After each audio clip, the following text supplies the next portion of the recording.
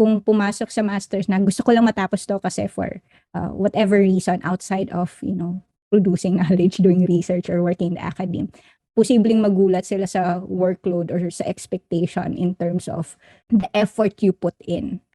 Talagang you might come to a point na i-question mo sarili mo if it's really for you. Kasi it can be really difficult.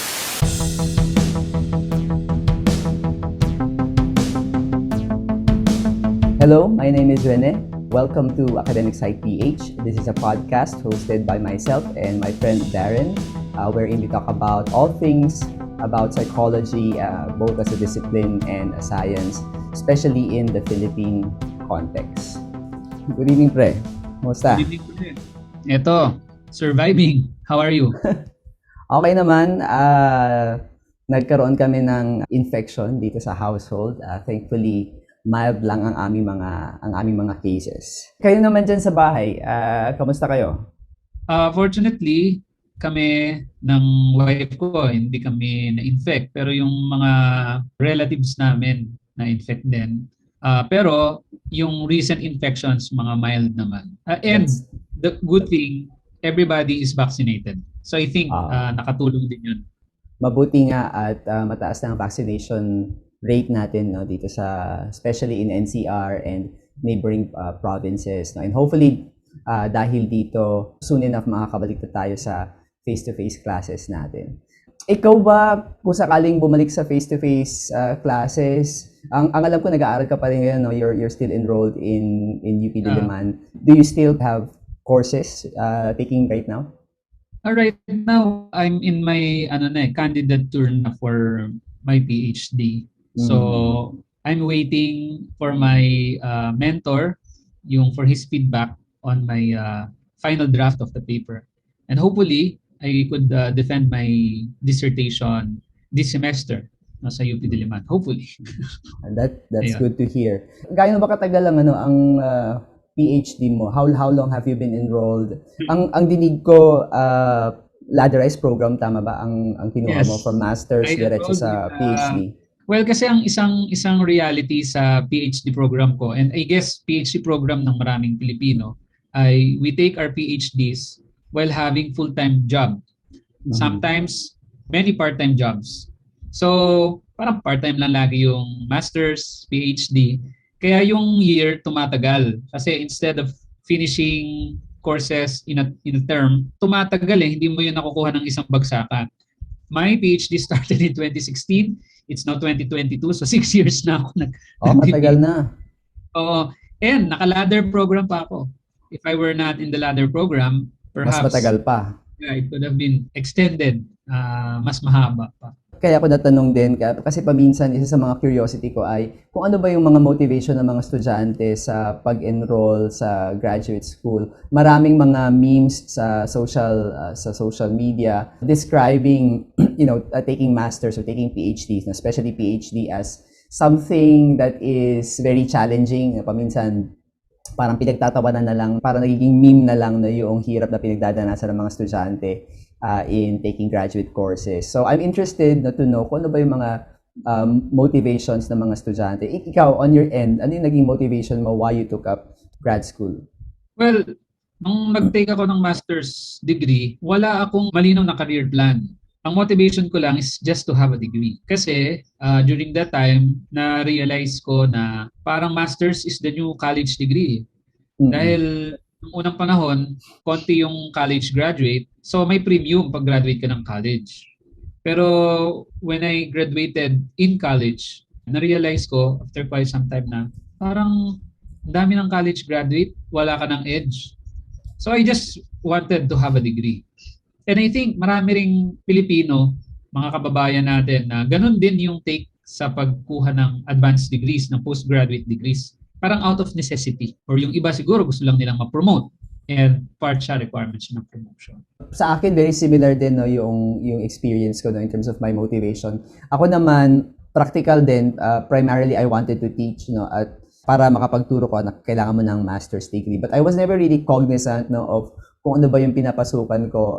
Parang mas nakatuon ako doon sa end goal, no, pero hindi masyado doon sa proseso. Especially nung nasa masters ako, no, which I feel that there are some opportunities that I've missed, no, because I wasn't really serious, no, in terms of the process and in terms of the learning, and I was just more interested in the degree itself. Medyo nagbago na lang yung pananaw ko nung nag-PhD na. So medyo naliwanagan ako what pursuing a PhD is for and ano ba yung mga opportunities, no, and responsibilities of a PhD student, no.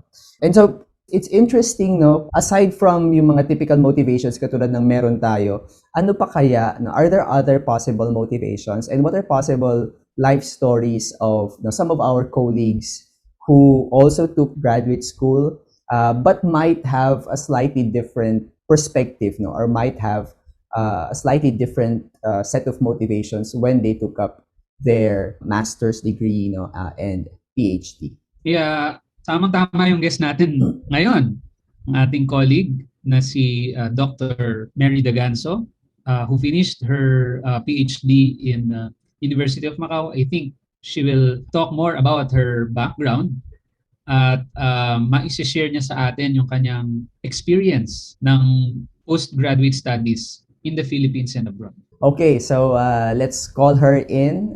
Good evening, Mary. Hi, Rene and Darren. Sorry. Uh, Totoo lang. uh, Okay.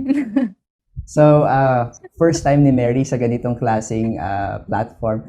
Si Mary medyo may pagkamahiyain ka ba, Mary, or would you characterize yourself as somebody who is shy or medyo mahiyain? I don't know, parang continuum naman siya, 'di ba? Yeah. I wouldn't initiate if I'm new to a group. Usually I just observe, parang observe lang tapos magre-react, but I wouldn't volunteer, sharing information or kwento. Usually makikinig lang ako until I'm comfortable enough, but preferably smaller groups. So Mary, can you give us a bit of a background about yourself, your work, and possibly the research that you're doing? Well, my name, Mary. My area of research is in developmental psychology, or I would say more of human development. Well, I'm teaching now as associate professor sa LaSalle and returning from a short stint in Malaysia. And before that, I was doing my PhD in Macau. Aside from teaching, what are other projects that you are currently involved in?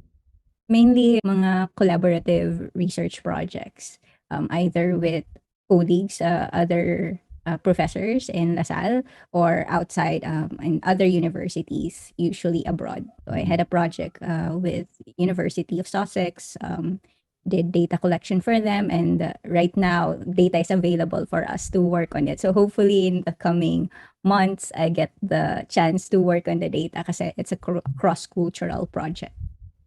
So Okay. your undergrad and masters are here in the Philippines, right? Yes. I had my undergrad in Cebu from San Carlos, so I'm a Carolinian, and then my master's in Ateneo. So nabanggit mo na you took your undergrad in Cebu, right? Yes. Pero hindi ka from Cebu. You're from Samar. Samar, yes. So can you talk about growing up in Samar? When I say, oh, I'm from Samar, people would say, sa Leyte ba yan?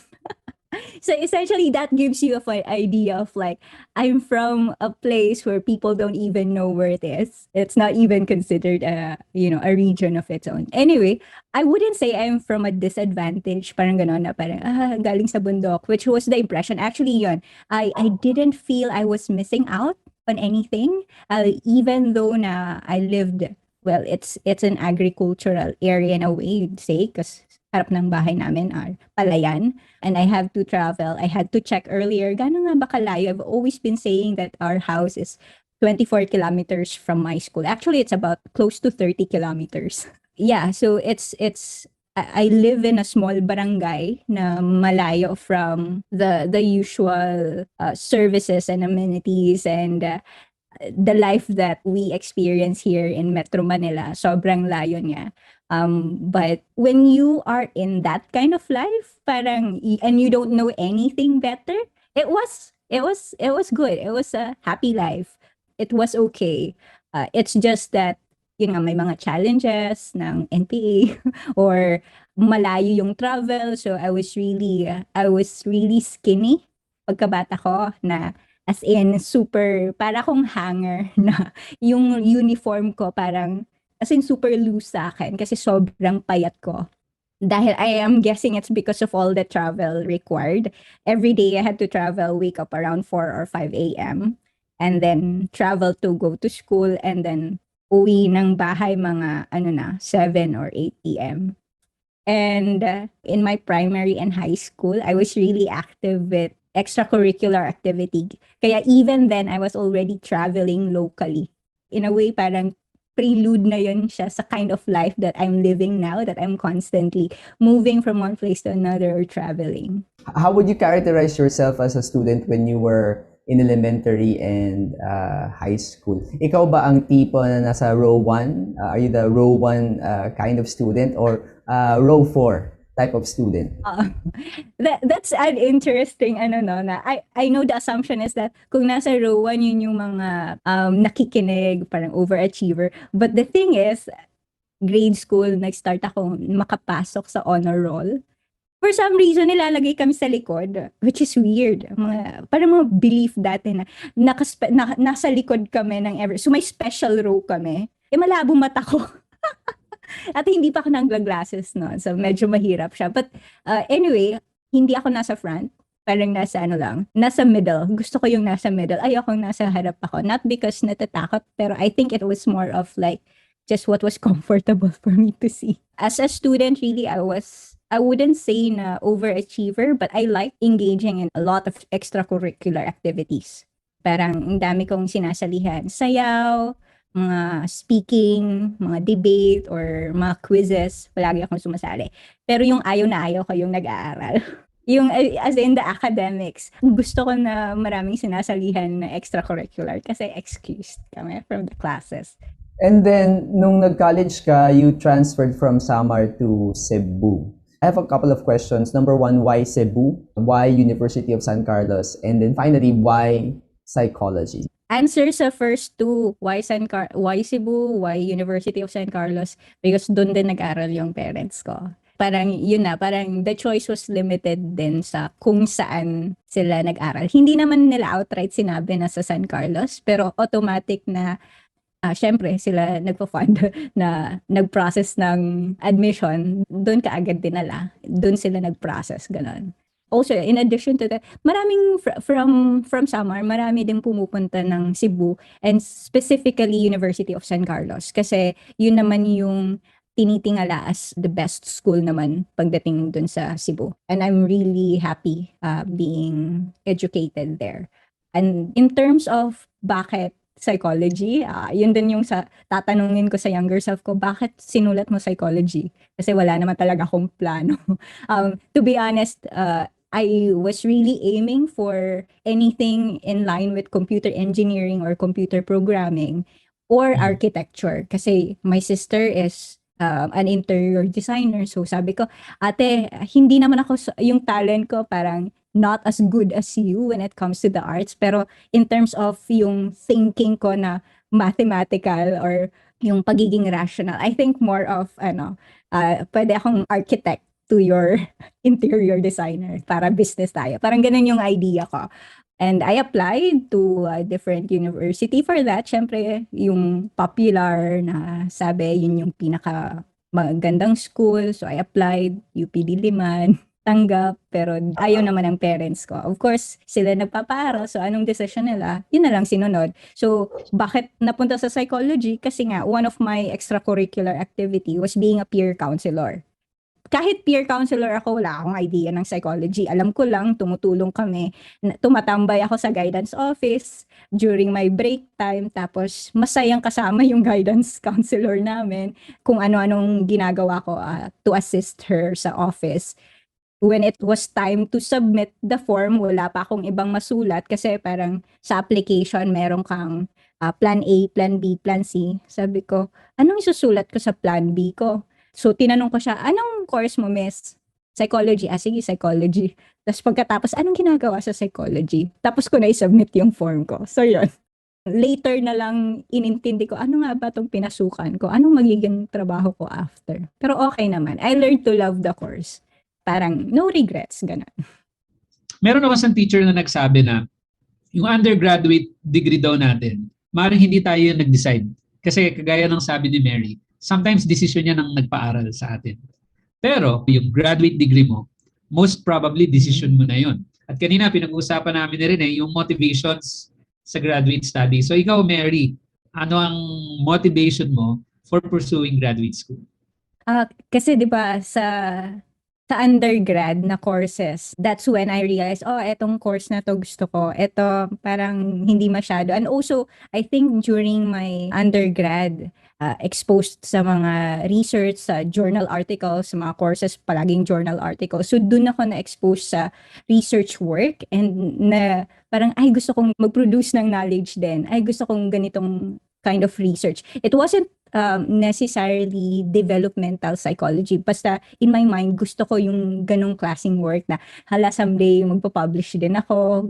And then the thesis that I did for the undergrad, super na-enjoy ko yon na gusto kong gawin to ulit. And then, na-try muna ako ng human resources, HR na work. Hindi ako naging masaya. So, parang na-set ko na mind ko na gusto kong magturo, gusto kong mag-research, and to do that based on sa nakita ko from my teachers sa undergrad na kailangan pala mag-masters. So, kailangan kong magma-masters ako. So, yun, nag-apply ako and yung developmental, ano yun, that's a product of personal experience na parang something in my experience growing up, I know from my basic introduction to developmental psych na, okay, this is likely the field that I'd want to work in given kung ano yung motivation ko. Kasi I know naman in myself na wala sa clinical yung interest ko.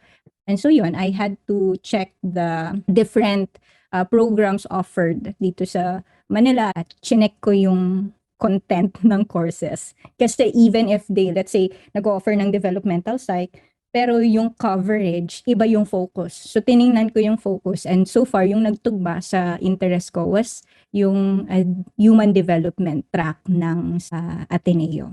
So you took your master's in Ateneo. Can you tell us a bit about your experience? And I'm sure that those who are probably watching who are interested in applying to a master's program or are currently enrolled in a master's program, they might be interested in terms of what to expect. So maybe you can share some of your experiences, particularly in terms of what you think are the challenges that one might expect in enrolling in such a program. Nung nag-masters ako, yung human development kasi, it's not really a popular track. Most ng mga classmates ko nasa clinical or counseling side. Yung challenge na dahil sa specific na track na pinili ko, very limited yung courses na available. Na ako gusto ko sana matapos in 2 years, naging 4 years. Kasi yung na-offer lang na courses per term, dalawa-dalawa. So I think one thing to consider is yun nga, availability of faculty in a certain department and also in terms of availability of the courses. Okay, but that was minimal, nagawa naman, okay naman. Nakatapos pero 4 years din. And I think expected na more challenging siya compared sa undergraduate. Dahil you're taking this level of education over and beyond what is expected for you, di ba? Minsan, tinatapos lang natin yung college kasi kailangan makatapos ka. Pero ito dapat, kung nag-masters ka, wala nang nag-force sa'yo na mag-masters ka, pinili mo to. Dapat extra motivated ka. And I think, mas extra challenging din yung courses and yung expectations din ng mga teachers and professors is, level up na din. Given now, we know na if nagtitake ka ng masters, you are likely aiming for work in the academe or research or at least ganon for me. And therefore, you'd want those who enter to that field na mahasa nga. But of course, merong iba naman yung reasons. Kung pumasok sa masters na gusto ko lang matapos to kasi for whatever reason outside of, producing knowledge, doing research or working in the academe, posibleng magulat sila sa workload or sa expectation in terms of the effort you put in. Okay? And I think yung doing well kasi sa masters, at least for me, it goes beyond achieving a certain grade. Personally, I really don't care about my grade. I just work hard and that's it. I'm happy to receive a grade. So sa masters, parang yung ano ko is that it's not so much whether mataas ang grade or not. As long as pumasa ako, that means I met the expectations of what it is to be at a graduate level. Wala nang hand-holding in a way. A lot of it dapat self-motivated ka and self-regulated din.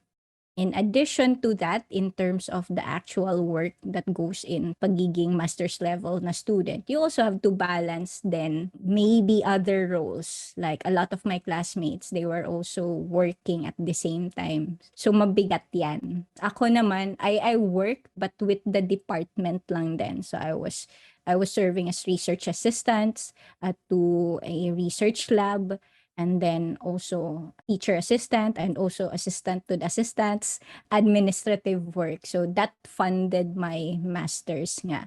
So apart from the challenge na mahirap na yung courses, higher na yung expectations, you also need to balance your other responsibilities in life. Nabanggit mo din kanina that you worked while you were studying.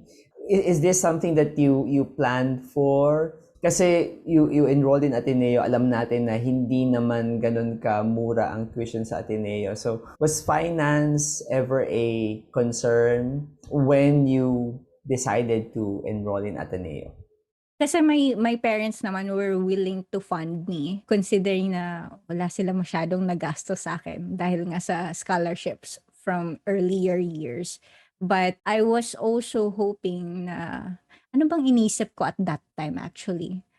The thing with me is that I never really worry about money. Yun nga yung parang yung mindset ko, darating din yan. Basta I'll just need to work. But parang na timing lang talaga na yung secretary sinabihan ako, oh, na may opportunity you want. And I said, yes, I would really want na ma-fund ko yung sarili ko. And at that time, kasi syempre, ano na din, masters na, gusto ko na din na maging financially independent. And I took that opportunity. So, essentially, hindi siya na pinano ko talaga. But when the opportunity arise, I grabbed it right away.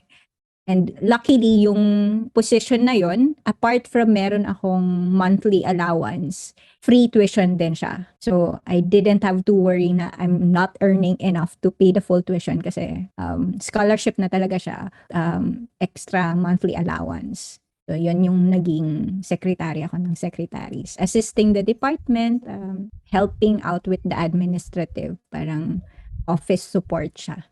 I think maraming mga interesado na mag-take ng graduate school pero they're having difficulty in terms of planning for their finances. Looking back, yun din ang isa sa mga dahilan I think kung bakit medyo na-delay ako sa pag-take ng PhD. And on my end, finances were always a concern.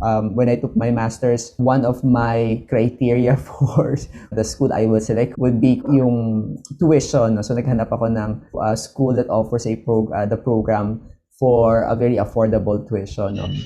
And then sa PhD naman, parang sabi ko sa sarili ko, bahala na, I'll just enroll, I'll borrow money so that I can enroll for one term, and then let's see what happens. If I can't afford it anymore, then I'll stop. No? And luckily, similar to you, meron din mga opportunities na once I entered the program, and so luckily, meron din akong scholarship na nahanap. No? So I guess one important lesson that those who are planning to take graduate school but feel intimidated because of the expense is that there are many possible opportunities or side hustle that will allow you to support yourself to have that kind of education. So you just have to be resourceful at talagang kailangan mo magtanong-tanong. In the case of Mary, sinuwerte siya kasi hindi siya ang nagtanong, no? Nagtanong sa kanya ang secretary if she likes. No? Just to add lang, talagang swerte na may scholarship. Otherwise, hindi ko yun ma-afford na kahit may extra sweldo. Kasi maliit lang din yun eh. That's why, kahit na meron akong graduate assistantship, yung tawag, GA, marami din akong other projects na mga research assistantship. Pag kinumbine yung sweldo ko na maliliit lang, it was enough to pay the rent. But the important thing is that personally, I can live with very little considering na yun yung biggest adjustment ko when I moved here, na ang mahal ng cost of living dito. Na when I got here, parang hindi ako kumakain ng McDonald's dati sa Cebu kasi sobrang mahal na yan for me. Tapos pagdating dito, McDonald's lang yung na-afford ko. Kasi in the vicinity of Ateneo, ang mamahal ng food. Yan. Sa DLSU, may mga scholarships no, na available. And I'm sure in other schools, no, those opportunities are very much available. So, when you took your master's degree, so formally parang pumasok ka dun sa research in psychology, di ba? Na world. And then you had some challenges, but eventually due to the opportunities that you had, talagang na-manage mo yung mga challenges na yun. Pero syempre, pag pumapasok tayo sa mga field, we meet senior colleague na ahead sa atin sa ganung field. And in the academy, we know them as mentors. So sa iyo ba nagkaroon ng malaking role yung mentor sa iyong graduate student life? Mabuti Darren na nasingit mo yan. Actually, in addition to the challenges, it was really challenging to be surrounded by these individuals na high achievement and they are in a position na parang ina-aspire ko. So, it was a challenge in a way na hindi siya difficulty but rather it was more of a challenge for me na gusto kong maging ganyan to be where they are now. So sila yung nag-serve na inspiration at the same time but challenging because parang internal siya na parang they're publishing this pero parang ang layo ko pa ang layo ko pa sa katotohanan, parang ganon. But they are also the ones who in a way gave me the opportunity para I get the experience and the training to achieve whatever was my goal in mind, which was to be a researcher and to do meaningful research, applied research, ganon. So, yung naging mentor ko sa master's, siya yung naging boss ko sa research laboratory. At the same time, siya yung naging mentor, as in thesis mentor din. But beyond my thesis work, siya na talaga yung naging mentor na also opened the opportunity for me to go abroad. Kasi siya din yung nag-introduce sa akin sa naging PhD mentor ko naman. So, essentially, yung naging role nila for me was, first, they showed me what kind of work and impact I'd like to have. Naging model sila. At the same time, they are very generous people. They really raise you up. They provide the opportunities for me. So yung research lab, these are faculty members who established research laboratories and allowed students to be part of the research team. And that's why, in fact, for me, yung best learning ko when it comes to statistics and when it comes to research methods was really coming from yung exposure ko doon from those research lab. Kasi hands-on talaga yon na in practice yung whatever we learn from research method doon na practice ko talaga. And apart from that opportunity, that experience, sila din nag-open ng network for me, introducing us to job opportunities as well as to PhD abroad that help in my career advancement. And eto ngayon yung naging PhD advisor ko naman, who continues to mentor me now. Siya yung palaging nagpupush sa akin, eto may international award, mag-apply ka. Eto may call for publication, try mo yung work mo. Or pag may research project siya na, sige, para makapag-publish ka, can you help me out? Would you be willing to help with this research paper? So, ganon na parang bit by bit, kung meron siyang opportunity na may offer, he offers, and that really helped me build my own CV. Yung mga publications ko, galing yun sa mga opportunities na in-offer niya. So yun, so they really are not just there to inspire, but they really open doors. Hindi naman hand-holding all the time, but they were doing enough pushing, and also the fact that they are really inspirational people na yun na din yung naging motivation na nakakahiya na hindi mag-perform kung yung supervisor mo nasa ganyang level. So yun. The way Mary describes her mentors, parang blind item. Bigyan naman natin ng pangalan ang mga outstanding mentors na ito. Okay na naman mag-name drop dito sa podcast na to. Shout out. So, shout out Ma'am Lian. Yung sa masters ko sa Ateneo, si Dr. Lian Alampay. yun nga, yung PhD mentor ko was also her former mentor din, graduate school mentor. So pinapasa-pasa lang kami. Si Dr. Alan Bernardo. I guess mataginting yung pangalan niya sa psychology. So, I'm very proud to be his academic daughter. Meron kaming ano niyan, yung mga kaming naging estudyante niya, we call ourselves academic siblings. So may academic sibling ako, si Ton Clemente. Hi, Ton! From UP. So ikaw ay technically both an academic granddaughter and an academic daughter of Dr. Alan Bernardo, who is of course our colleague at the Department of Psychology of DLSU. So you mentioned that you took your PhD abroad, University of Macau, if I'm not mistaken. Yes. Can you talk a bit about that? Perhaps there are some who are taking their masters now who are planning to pursue PhD. Of course, I'm assuming that taking PhD in the Philippines was also an option, but I'm also interested in why you took it elsewhere. And can you describe what are some of the possible opportunities for Filipinos who are taking their master's program now? What are the opportunities for them to also get into programs abroad? I think yung primary reasoning ko din na kung bakit abroad, it's mainly parang dala na din ng fact na my mentors din, galing din sa labas. And I felt like na, okay, kung dun sila nang galing ng training, dun na ako sa source of parang knowledge in a way. But I know na there's of course a different perspective if yung source of knowledge mo is from outside, a different culture, a different context as compared to here. Pero at that time, really, just seeing na dun sila nag-PhD sa labas and seeing how they are like. And so I wanted also to be, okay, parang ganun yung naging training nila kaya siguro sila ganyan. Which is, whatever they were like is what I really aspired to be. And so I thought, okay, might be good to be abroad as well. And also just gusto ko din matry yung buhay sa labas. And as I mentioned, di ba, galing ako Samar, Cebu, Manila. So after Manila, saan na? Di labas na. Ganun talaga yung trajectory, di ba?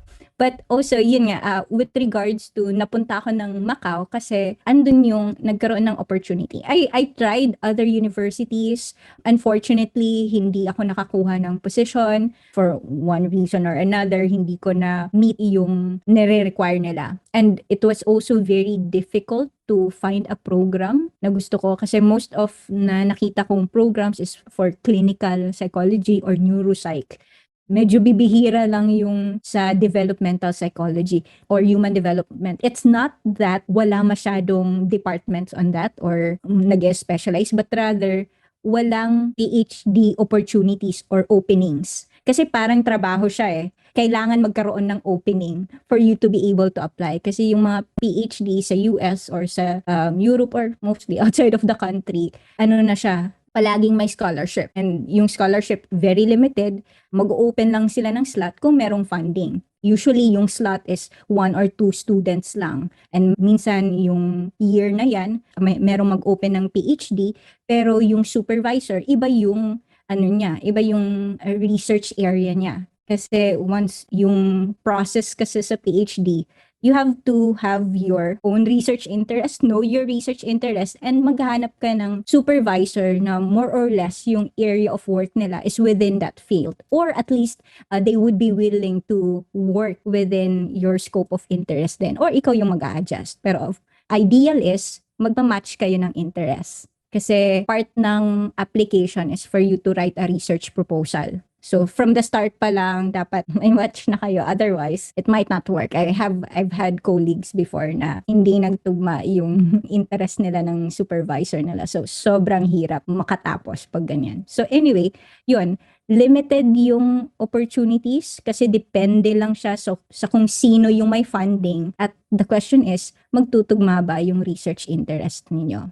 So far naman, yung kay Prof. Alan, although at that time, galing siya ng cognitive psych, diba? Tapos naging eventually social psych yung research area niya. When he opened for a call for students, I guess he contacted his network, which included my master's mentor. Tas yung master's na mentor ko siya nagsabi na, may opportunity. Kasi at that time, I was actively applying to universities abroad. Anyway, sinabi niya, si Dr. Bernardo, meron siyang funding and for a PhD student. So I had to check para saan yung funding niya kasi may specific topic yung research funding na yon, and whatever my thesis is should align with the general topic. So tugma naman, which is in socioeconomic status.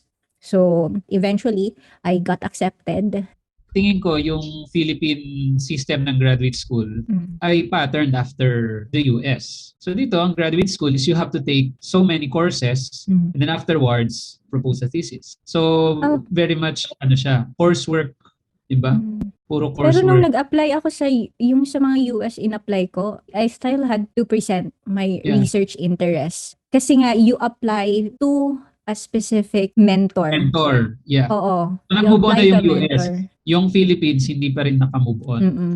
Yung system ng graduate program na iniwan nila, yung mga ganong yung ganong system na coursework, and thesis. Pero sila, eventually, nag-develop na yung mga universities. And I guess, marami na ring research degrees sa US. Yun. US, Europe, dito sa Asia, Hong Kong, Macau, perhaps even China, yung mga universities sa China. Ganon na sila. So, makaka-catch up ba ang Philippines? I think, well, I'm not sure if it's soon, but I think that's also the direction that the universities will eventually take. No? In fact, there are some programs already in the LSU, like for example, history, meron na silang research track na PhD. No? And in fact, in our department, na pag-uusapan na din yan, nasa pipeline. Pero kasi strength yan ng education system. Kasi ang assumption ng research track, yung foundation mo, strong na. To the point na pagdating mo sa graduate school, you can really propose. Parang may add lang na, not necessarily strong, pero parang personality-wise, kailangan masipag ka din. Na parang yung expectation is, kung ano yung hindi mo pa alam, dapat you'd have to be self-regulated and self-motivated nga to work on that. Kasi yun nga hindi nga siya coursework based. Talagang focus siya sa research. May konting coursework pero parang 2 terms lang yata yung may classes kami. Baka yung K-12 curriculum, maging daan yun para ma-realize natin yung research degree type. Kasi grade 11 and 12, meron na silang research, right?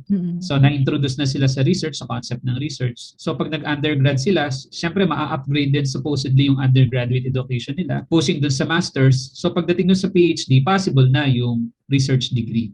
Oo.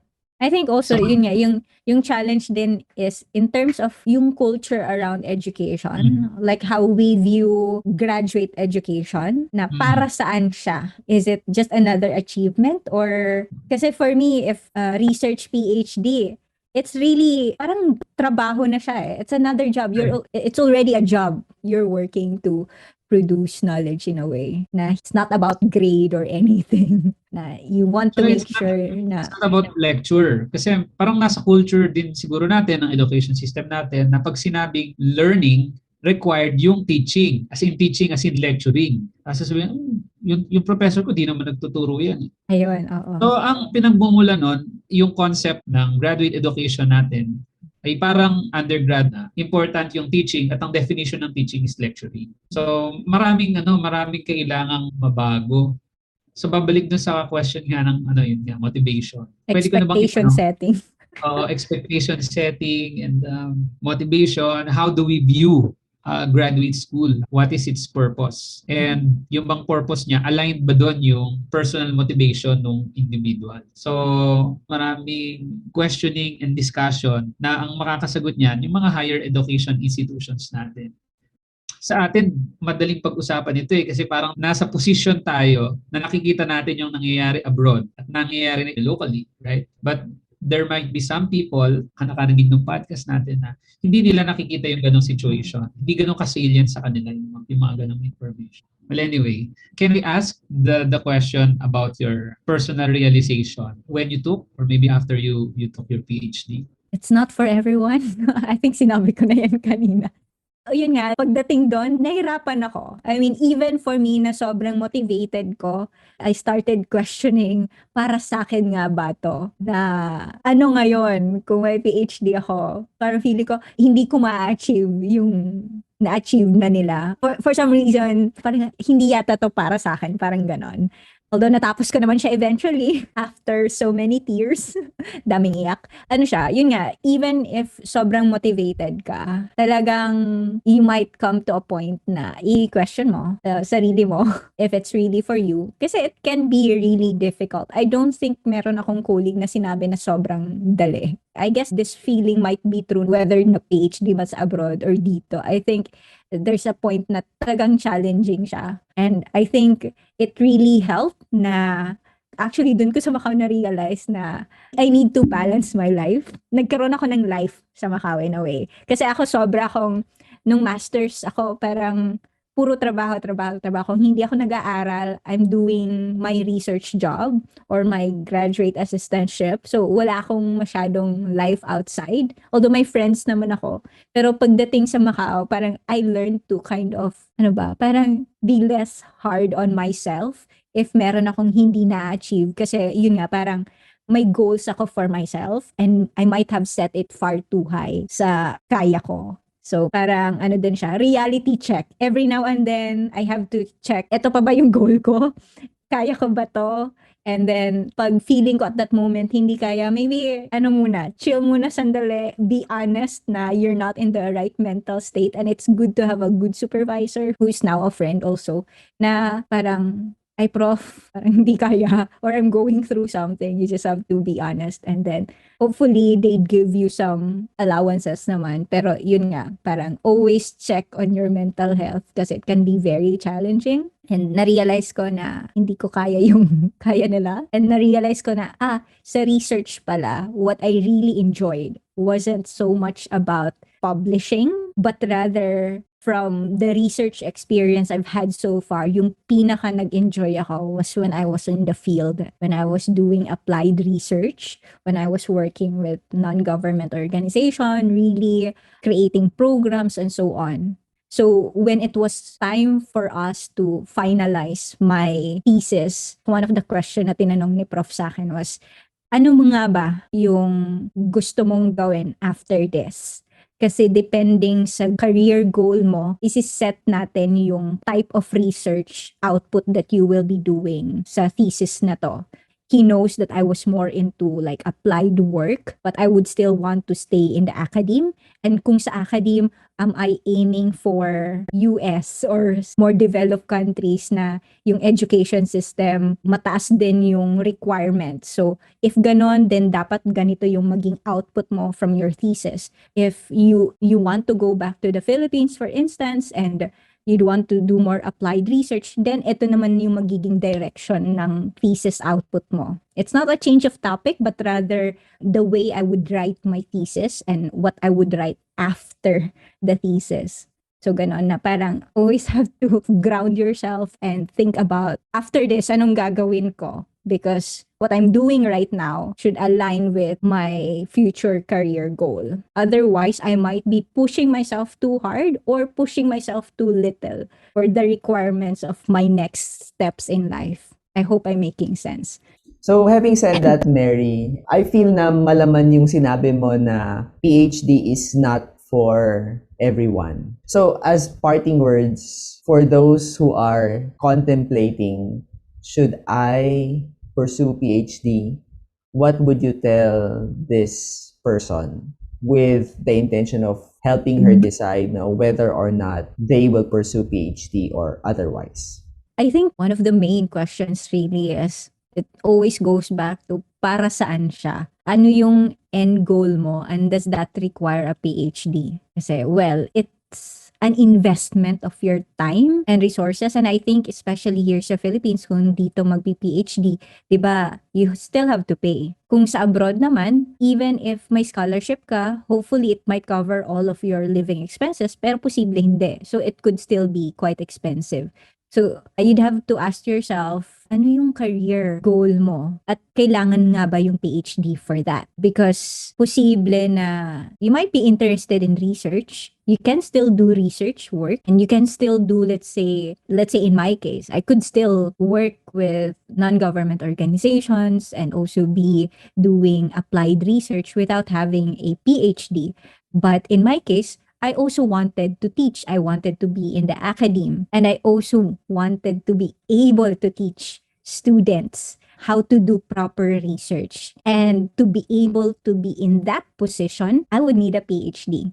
And therefore, yun, I think I really also wanted to learn from good mentors how to be a good mentor myself as well. So more than just doing the research, being a student, by being under good mentors, I was also learning how to be a good teacher, a good mentor myself. Parang always have the end in mind.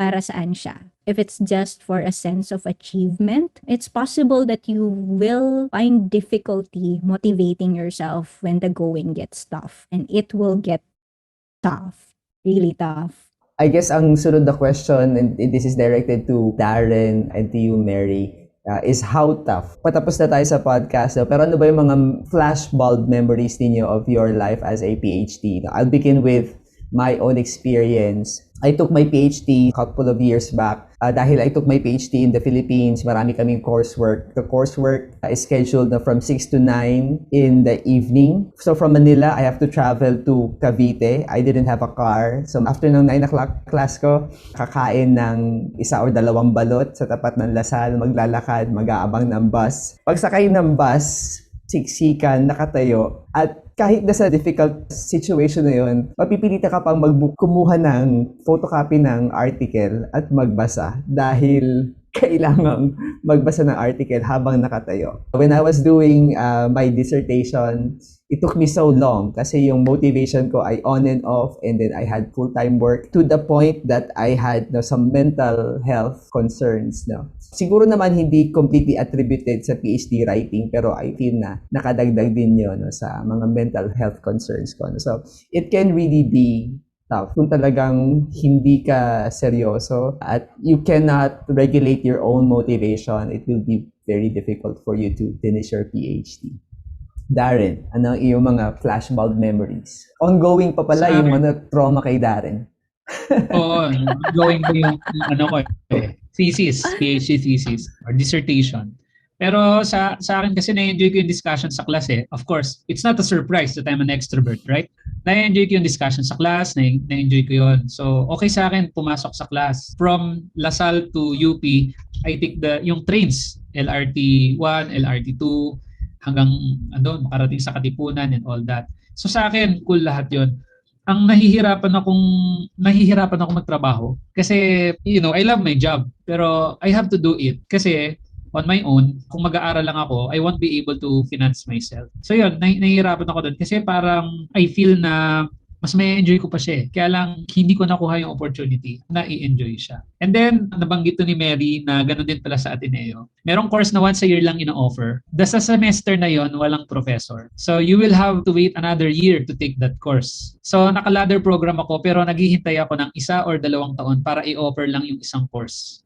At pag in-offer siya, magko-conflict siya sa schedule ng isa pang course na kailangan mong kunin na once a year din i-offer. So you have to make your choice, and once you make your choice, you have to wait for another year para makuha yung course na hindi mo kinuha. When I'm in class, okay, ang pakiramdam ko, sige, discuss tayo. Pero when I think about yung ginagawa ko at saka yung taon na nahihintayin ko para dun sa isang course na hindi ko nakuha, that really gives me a hard time. So it's really a struggle. Mary, one flashbulb memory of your time in Macau. The thing is, when I got to Macau, challenging magkaroon ng very good high achiever professor. It's not like he was pushing me, but by just being him, and I was constantly, naku, di ko pa natatapos to. I was constantly not wanting to submit my draft because I feel like hindi siya up to standard. Parang ganon. Parang hindi siya external obstacles in a way. But it was kind of like an obstacle that I was setting myself just because I was in that position na yun lang yung responsibility ko pero parang di ko naaabot yung standard na I think was required at that level. So sobrang bagal ko na there was a time yun nga na parang ang dami ko nang binasa and then I started doubting my entire thesis topic na parang at some point sabi ni Prof, stop reading! Write what you want. Kahit ano, mag-submit ka, Mary. Mag-submit ka ng draft kahit anong meron ka. Parang ganon. Yun nga, parang it was more of an internal struggle. It was parang the devil inside me. It wasn't an external na challenge, but it was more of internal struggle talaga siya. I think it comes with that overachieving setting in a way. Ang magagaling kasama ko, yun nga, I think you might have mentioned before, yung parang imposter syndrome. Na parang ang gagaling nila, ako hindi, do I really belong here? Parang ganon. Parang mali yata na nandito ako. Ang mahalaga is napagtagumpayan natin yon, no? And Darren, Yes. very soon, matatapos din yan, pre. Kapit lang, kapit lang. Okay, closing words na, Darren. Nagpapasalamat kami sa iyo ni Rene, Mary, for being here. It was very nice to learn your experiences and also makita namin din yung sarili namin sa pinagdadaanan mo, yung similarities and differences of having PhD here and PhD abroad, and discussing all these things about the problems in our system na sana tayo ngayon ay maging part ng solution. And I hope magiging rosy naman ang future ng graduate programs ng psychology sa Philippines kasi alam ko na hindi lang tayo yung ganito yung mga naiisip. And maybe we will be a slightly better mentor than our previous selves. Hopefully, at yung mga magiging estudyante naman natin will be better mentors than us. And then probably yung ating academic psychology will be able to catch up and to make its own achievements sa future. So, Mary, thank you very much. Thank you so much, Ten. Thank you, Mary. Ang dami ko ng realizations listening to you. So thank you so much for this opportunity. So that's it.